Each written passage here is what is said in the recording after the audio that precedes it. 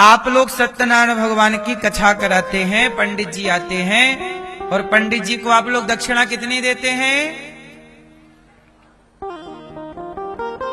कोई 500 देता है, कोई 1000 देता है, कोई 2100 भी देता होगा, कोई 150 भी देता होगा, 151। बोलो हाँ। अब आप लोग सोचिए कि पंडित जी सत्यनारायण भगवान की कथा कराते हैं और लोग क्या कहते हैं? पंडित जी ने लूट लिया।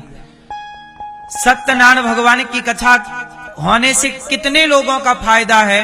अब मैं आपको गिनाता हूं, गिनना। सत्यनारायण भगवान की कथा हुई तो लोगों को क्या लगता है? पंडित जी का फायदा हुआ। नहीं, पंडित जी के तो आपने 150 या 500 या 1100 देके विदा कर दिया, लेकिन फायदा कितने लोगों का हुआ? एक सत्यनारायण भगवान की कथा से। देखो किस तरह अर्थव्यवस्था चलती है, जरा सुनिएगा। जब आप सत्यनारायण भगवान की कथा कराती हो तो नारियल लाती हो कि नहीं? तो नारियल पंडित जी के घर में बनता है कि किसान उगाता है? जब आप सत्यनारायण भगवान की कथा सुनते हैं तो नारियल खरीदते हैं, तो नारियल दुकान से खरीदा तो व्यापार चला, किसान का नारियल बिका, व्यापारी का भी नारियल बिका। बोलो हाँ। जनेऊ खरीदते हैं कि नहीं? जनेऊ पंडित जी बनाते हैं। जिसने जनेऊ बनाया उसका बिजनेस चला, व्यापार चला। फूल खरीद के लाते हैं, फूल पंडित जी बेचते हैं कि माली बेचता है? माली का दुकान चली ना, फूल बिके, माली का दुकान चली, माली के पैसे आए, माली को पैसा मिला, फूल माला हार का।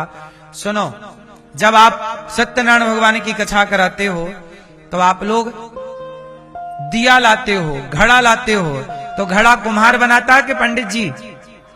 कुम्हार जब बनाता है घड़ा तो उस घड़े से कुम्हार की रोजी रोटी चलती है, घड़े बेच के। तो सत्यनारायण भगवान की कथा हुई, आप शहद खरीद के लाए तो शहद निकालने वाले का काम हुआ। दूध, तो दूध वाले का दूध बिका, दही वाले का दही बिका। बोलो हाँ। कपड़ा लाए छोटा मोटा बिछाने चौकी पे तो कपड़े वाले की दुकान चली, कपड़ा बिका। टोकनी लाए तो जो टोकनी अधिकांश उसमें काम आती है ना पूजा पाठ में, टोकनी, तो बांस की टोकनी, बंसकार का दुकान चली, दो चार टोकनी ले आए। एक बात बताओ, एक सत्यनारायण भगवान की कथा ने सबको रोजगार दे रखा है या नहीं? फूल वाले को रोजगार, जनेऊ वाले को रोजगार, पंचमेवा वाले को रोजगार, शहद वाले को रोजगार, दूध दही वाले को। आप पूरी और डीप पे जाके देखिएगा। एक सत्यनारायण भगवान की कथा से अर्थव्यवस्था चलती है कि नहीं? बोलो हाँ। इसलिए पूजा पाठ कराना आध्यात्म दृष्टि से तो जरूरी है, देश की अर्थव्यवस्था को मजबूत करने में भी ये व्यवस्था में सहयोगी है। अर्थव्यवस्था को चलाने में कथाएं होती हैं तो कुम्हार के दिए बिकते हैं, वरना दीपावली में दिए बिक गए बस, बाकी कहां दिए बिकते हैं? लेकिन जब पूजा पाठ होती है तो दिए आते रहते हैं, तो कुम्हार का काम चलता रहता, घड़े का काम चलता रहता है।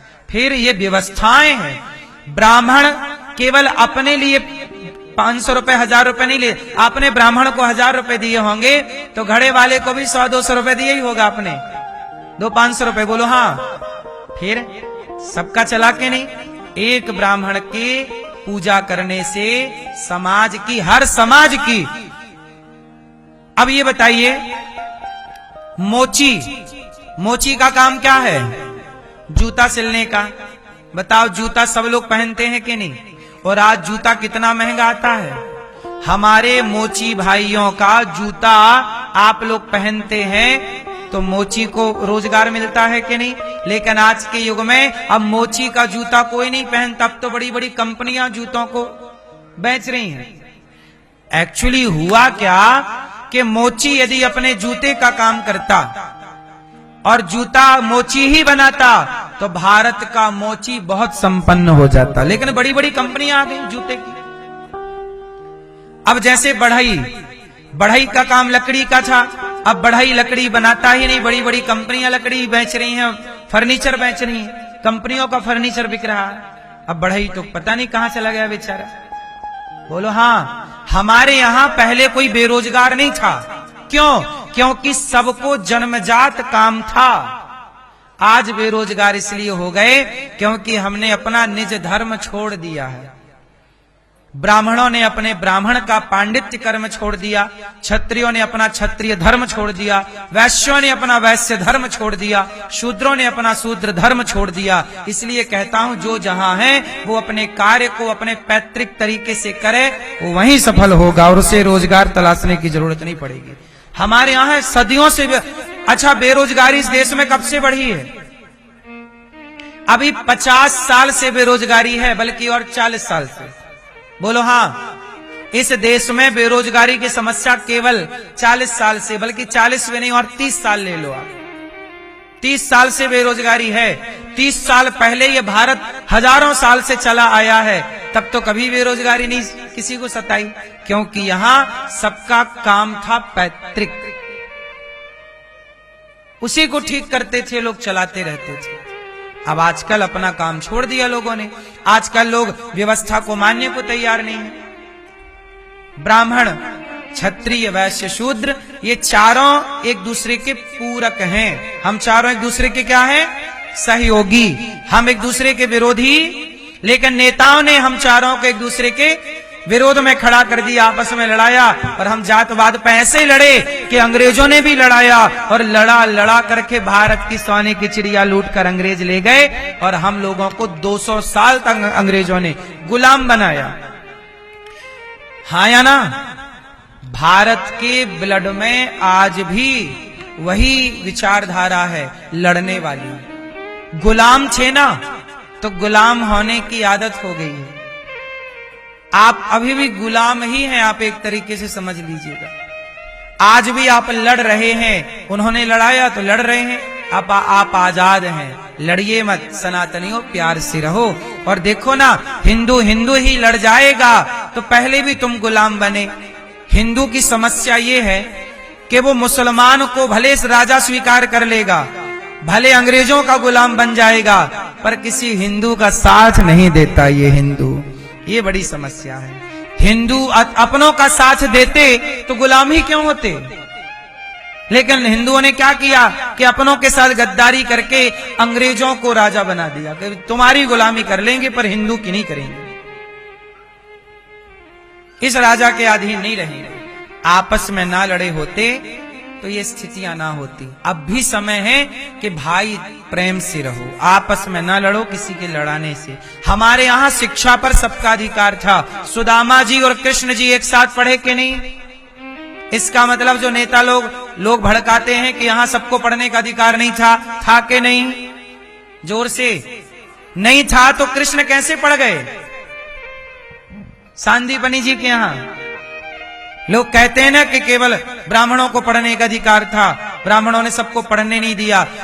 और आरोप क्या लगाते हैं भारत पर कुछ लोग कि पहले स्त्रियों को पढ़ने का अधिकार नहीं था। ऐसा भी लोग बोलते हैं कि पहले स्त्रियों को पढ़ने का अधिकार, अरे पहले भी स्त्रियों को पढ़ने का अधिकार था। आपने सुना होगा आद्य शंकराचार्य जी से मंडन मिश्र की पत्नी मां भारती ने शास्त्रार्थ किया था। वो पढ़ी लिखी थी तब तो शास्त्रार्थ कर पाई थी, नहीं पढ़ाया गया होता महिलाओं को तो कैसे पढ़ती? फिर तो पहले भी स्त्रियों को, झांसी की रानी अनपढ़ थी कि पढ़ी लिखी थी? पहले की आप आज की महिलाएं तो घर भी नहीं चला पा रही हैं। कुछ महिलाएं, पहले की महिलाएं तो शासन करती थीं। रानी, राजा मर जाता था तो राजा की रानी पूरा सत्ता संभालती थी। अब बताइए, क्या उन रानियों को वो पढ़ी लिखी नहीं थी? क्या झांसी की रानी पढ़ी लिखी नहीं थी? क्या रानी दुर्गावती पढ़ी लिखी नहीं थी? क्या अहिल्याबाई होलकर पढ़ी लिखी नहीं थी? इन सबने राज सिंहासन पर बैठ के बढ़िया राज्य चलाया है। और ना जाने ऐसी कितनी महारानियां जिनका नाम आप नहीं जानते। इसका मतलब ये हुआ कि हमारे देश में ये झूठ फैलाया जाता है कि पहले की स्त्रियां पढ़ी लिखी नहीं थीं। पहले भी सबको पढ़ने का अधिकार था, आज भी अधिकार है। आज भी कुछ स्त्रियां नहीं पढ़ती, कुछ लड़कियां स्कूल नहीं जाती, नहीं पढ़ती। भाई नहीं पढ़ने वाले को तो आज भी नहीं पढ़ रही हैं, और पढ़ने वाले आज भी पढ़ रहे हैं, और नहीं पढ़ने वाले तब भी नहीं पढ़ते थे और तब भी पढ़ते। जिसे पढ़ना था वो पढ़ता था, और नहीं पढ़ना तो फिर ऐसा आज भी है। तो स्त्रियों को आज भी पढ़ने का अधिकार है, 1000 साल पहले भी पढ़ने, 1000 साल पुरानी स्त्रियों का इतिहास उठाओ। मैं 1000 साल पुरानी बात कर रहा हूं। मंडन मिश्र की पत्नी आद्य शंकराचार्य जी हजारों साल पहले थे, तब की बात कर रहा हूं मैं। अहिल्याबाई होलकर का इतिहास उठा लो, कितने साल पुराना है। तब वो पढ़ी लिखी ना होती तो राज कैसे, राज्य चलाने के लिए ना मेरी मां शिक्षित होना जरूरी है, कोई अनपढ़ महिला नहीं चला सकती। तो हमारे यहाँ की स्त्रियां पढ़ी थी, लेकिन आरोप क्या लगाया गया भारत पे कि महिलाओं को नहीं पढ़ने दिया गया। पढ़ने दिया, क्यों भारत को बदनाम कर रहे हो भाई? क्यों ठीक ठीक नहीं समझते और समझाते? पहले अब आरोप क्या लगाते भारत पे, बोले भारत में सती प्रथा थी, महिलाओं को जिंदा जला देते थे। सच बताओ, भारत में सती प्रथा थी? उत्तर दो, हाँ या ना। भारत में सती प्रथा थी क्या? हाँ या ना में उत्तर दीजिए। थी क्या? हाँ या ना? क्यों सती प्रथा थी बेटा? थी। पढ़ा है ना आपने? आपको गलत पढ़ा दिया। अब मैं आपसे पूछ रहा हूं, सती प्रथा थी तो राम जी की मां कौशल्या जी सती क्यों नहीं हुई थी? बताओ। सती प्रथा थी, जिंदा जला दिया जाता था चिता पे, तो कौशल्या मां को क्यों नहीं जलाए? कैकेयी मां को क्यों नहीं जलाए? उनके भी तो पति की मृत्यु हो गई थी दशरथ जी की। सती प्रथा थी तो कौशल्या जी को भी जलाना चाहिए था, कैकेयी मां को भी जलाना चाहिए था, क्यों नहीं जलाए? यदि सती प्रथा भारत में थी और महिलाओं को जिंदा जलाया गया था, तो बताओ पांडु के मर जाने पर कुंती को सती क्यों नहीं किया गया? पांडु मर गए तो कुंती सती क्यों नहीं हुई? उत्तर दो। इसका मतलब भारत में सती प्रथा नहीं थी। तो प्रश्न ये खड़ा हुआ, बच्चों को पढ़ाया क्यों गया? आधा पढ़ाया गया, आधा ज्ञान पढ़ाया गया। पढ़ाना यह चाहिए था कि सती प्रथा नहीं थी, पर कुछ राजाओं ने मनमाना करके कुछ नारियों को चिता पे जिंदा जलाने की गलत परंपरा स्टार्ट कर दी। कुछ राजाओं ने मनमाने तरीके से, क्या हुआ कि जब युद्ध भये तो युद्ध में क्या हुआ कि युद्ध में मर्द मर जाता है, युद्ध में मरता है तो उनकी विधवाएं रह जाती हैं, और जब विधवा रह गई तो बाद में वो किसी पुरुष के संग यदि वो रहने लग गई और किसी प्रकार की समाज में अव्यवस्था फैली, तो राजाओं ने कहा कि भाई, कुछ राजाओं ने मनमाने तरीके से कि इनकी विधवाओं का क्या करें, बोले इनके पतियों के संग इनकी विधवाओं को भी जला दो, क्योंकि बाद में कौन संभालेगा। तो कुछ राजाओं ने अपने मनमाने तरीके से ये परंपरा बना दी कि जो मर जाएगा पति, उसकी पत्नी को भी जिंदा जला दिया जाएगा। ये उन राजाओं के मनमाना आचरण था, ये समाज पर थोपी गई बातें। बाद में राजा राम मोहन राय ने इस बात का विरोध किया, और जो सती प्रथा जिसे आप कहते हैं, वो सती प्रथा प्रॉपर सनातन में नहीं थी। सनातन में एक बात बताओ, हमारा देश गुलाम था ना साहब, वो गुलाम हजारों साल था। इस गुलामी के दौरान अंग्रेजों ने, मुगलों ने मनमाना तो किया ही ना, और मनमाना जब किया तो वो अंग्रेजों की गलती थी, वो मुगलों की गलती थी। अब हम सनातन के लोगों को क्यों बदनाम कर रहे हो कि सती प्रथा थी? वो उन राजाओं का कसूर था। उन राजाओं का नाम लेके बोलिए कि भाई साहब, यहाँ पहले सती प्रथा नहीं थी, बीच में घुसा दी गई, बाद में राजा राम मोहन राय ने खत्म किया। पढ़ाना भी था तो ऐसे पढ़ाते, लेकिन पढ़ा क्या दिया? भारत में सती प्रथा थी जिसे राजा राम मोहन राय जी ने बंद किया। अब लोगों को लगा शुरू से रही, तो सवाल आप लोगों को पूछना आया नहीं पढ़ाने वालों से कि साहब कौशल्या जी सती क्यों नहीं हुई थी? फिर क्रॉस क्वेश्चन तो करना चाहिए पढ़ाने वालों से। हमारे सच बताऊं, भारत की शिक्षा ही अभी ठीक नहीं है, बहुत सारी चीजें गलत पढ़ाई जाती हैं, बहुत सारी चीजें। लेकिन कौन कहे, किसे कहे, किसे कहे, कौन सुन रहा है?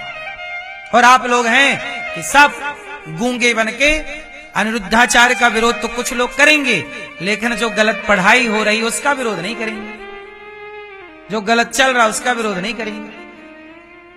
भारत को बदनाम करने का षड्यंत्र चला। भारत को क्या बताया गया? अमेरिका, लंदन के लोग, विदेशी लोग भारत को क्या कहते हैं? अरे ये तो सफेरों का देश है, यहाँ तो सती प्रथा है, यहाँ तो बच्चों को, इस महिला पुरुष को पढ़ने नहीं दिया जाता। ये अंग्रेजों ने कोई कम खेल खेला है यहाँ पर? हाँ, उन्होंने तो लड़ाया है और हम उनकी बुद्धि समझ नहीं पाए। और हमने उनकी कही झूठी बात सही मान ली। हमने अपने गिरेबान में झांक कर नहीं देखा कि हम कौआ कान ले गया, कौआ के पीछे भाग गए, कान है भी कि नहीं चेक किया ही नहीं। अब बताओ सती प्रथा थी कि नहीं? जोर से, जोर से। नहीं थी। यदि सती प्रथा थी तो अहिल्याबाई होलकर के पति की मृत्यु पर अहिल्याबाई होलकर सती क्यों नहीं हुई? मीराबाई के पति भोजराज की मृत्यु पर मीराबाई सती क्यों नहीं हुई? सती प्रथा थी तो करते। कहते हैं जबरदस्ती डाल देते थे, तो मीराबाई को क्यों नहीं डाला? इसका मतलब था कि सती प्रथा हमारे यहां थी, पर कैसी वाली कि पांडु की दो पत्नियां थीं, एक कुंती और दूसरा माद्री। माद्री पांडु के संग सती हो गई थी।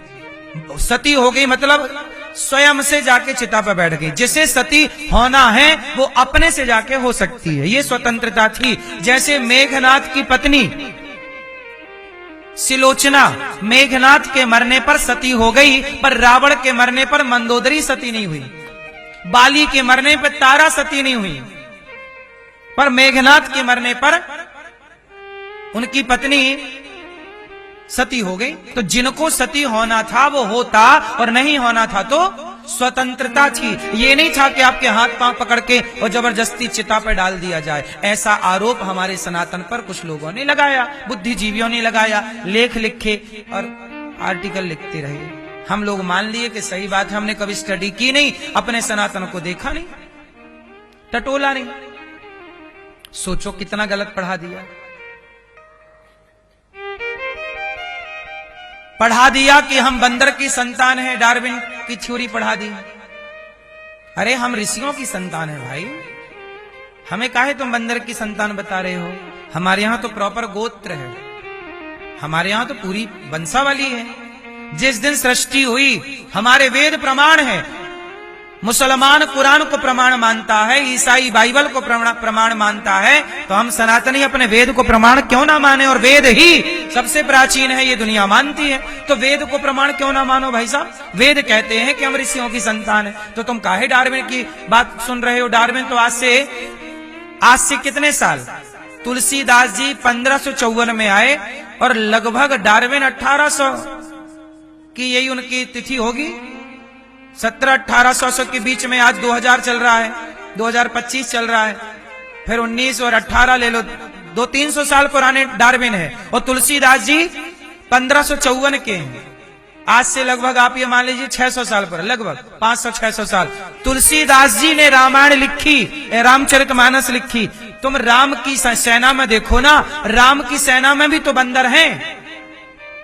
यदि बंदर हैं तो बंदर अलग हैं, राम अलग हैं, मनुष्य हैं। विप्रधेनु सुर संतहिता, लेकिन मनुष्य अवतार पहले के बंदर भी मनुष्यों जैसे समझदार थे, ये कह सकते हो आप। पर मनुष्य बंदर ही मनुष्य हो गए, ये तो भाई तुमसे पहले तुलसीदास जी आए हैं, तुम 1800 में आए हो और तुलसीदास जी 1554 में आए हैं। तो तुम डार्विन की बात तो मान गए, पर अपने ऋषियों की बात नहीं माने। ये भारत का बड़ा दुर्भाग्य है। 300 साल पहले जिसने कही बात, उस डार्विन की बात मान गए, और 600 साल पहले जो तुलसीदास जी कह के गए, उनकी बात तुमने नहीं मानी। गुरुत्वाकर्षण का सिद्धांत न्यूटन ने दिया, ये तो मान गए, पर महर्षि कणाद ने गुरुत्वाकर्षण का सिद्धांत दिया था, वो तुम नहीं मान पाए। क्या बताएं? सनातन में सबसे बड़ी विडंबना यह है कि हमने अपने ग्रंथों को, अपनी विरासत को देखा ही नहीं कि हमारे पास नॉलेज कितना था। हम दूसरों के नॉलेज के पीछे भागते रहे, भैया थोड़ा तुम ज्ञान दे दो, तुम ज्ञान दे दो। तो डार्विन ने दे दिया ज्ञान के, जाओ तुम बंदर की संतान हो गया ज्ञान। ओ भैया आज का ज्ञान पूरा हो गया, तुम बंदर की औलाद हो। ये कोई ज्ञान है?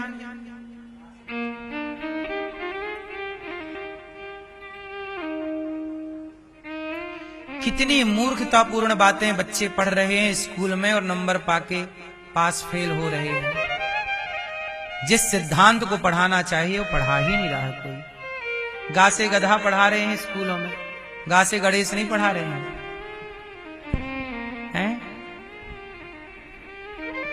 गधा ही चाहते हैं ना सब लोग।